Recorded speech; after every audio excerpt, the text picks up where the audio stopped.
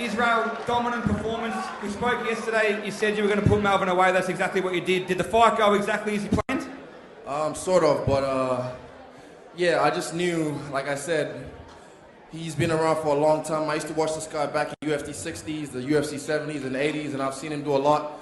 So I just didn't have any emotion. I just thought he's another guy in my way, you know. I've got this belt now. Let's realize I'm a world champion, finally. It's been a long time coming, you know, but within the next 2 or 3 years, we're going to turn this A into a U, I promise. Watch me.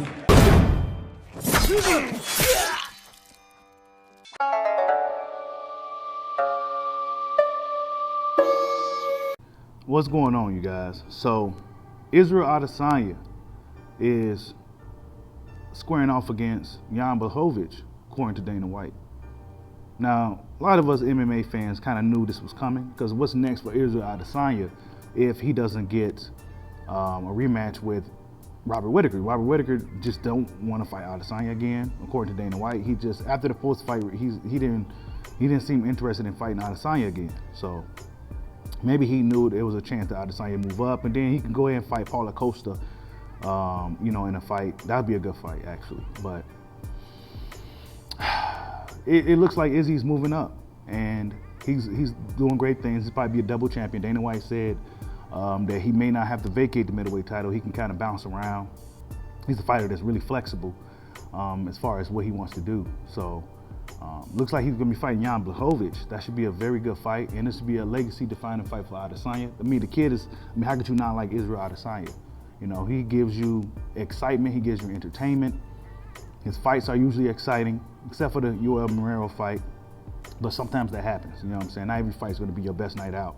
But he gives us excitement to the sport. He brings a certain excitement level to the sport that we've been kind of missing since Conor McGregor kind of dipped in and out, you know? So Israel Adesanya kind of filled that void as far as, you know, the charisma and you know, all that good stuff.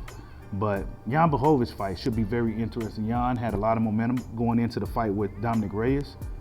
He got the job done. He's a fighter to me that reminds me of like a Jorge Masvidal. Maybe not on that scale as far as popularity, because Jorge Masvidal is like a superstar now, but he's a guy who's been around for a while, who got some losses, who, you know, who a lot of fans didn't really see coming, or we really didn't see him become a champion like that, you know what I'm saying? But he reinvented himself, and he had like some type of resurgence, and now he's the champion.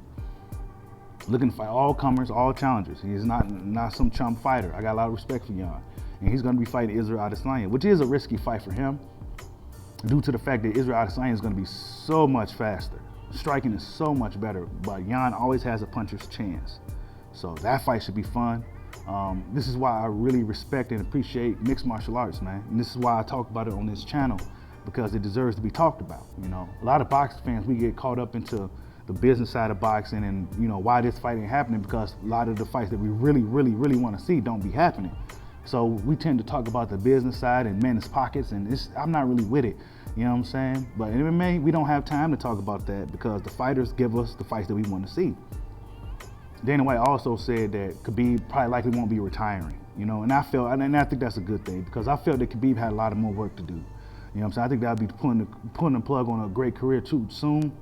You know, he can go for 30-0. He can move up in weight, take a super fight there or something. You know what I'm saying? And then he can solidify himself as the #1 pound-for-pound fighter in mixed martial arts.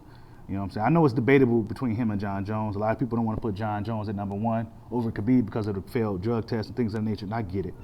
But we'll see what happens with that. But as far as Israel Adesanya, you know, he told us June 2021, the Raiders Stadium. He been really emphasizing that that's the date where he will be fighting Jon Jones. Hopefully Jon Jones can get a good fight at heavyweight, get some momentum there, because Jon Jones hasn't fought in a while. So get a good win at heavyweight, maybe even become the champ, you know, and then go into a fight with Adesanya sometime in 2021. Then we have the big MMA fight that we all been looking for a long time. You know, Jon Jones essentially is an undefeated fighter. Israel Adesanya is undefeated. He'll be a double champion. Jon Jones likely to be, you know, Jon Jones is Jon Jones, so it don't matter whether he has a belt or not. This is just a huge fight for the sport. But he has to get past Jan Blachowicz first, and then I think he'll be about ready for the Jon Jones fight, because really what's left if he beats Jan, you know what I'm saying? Israel Adesanya is on a fast track to greatness. And we're gonna see how this story plays out for him. Like, subscribe, holla at your boy. Peace out.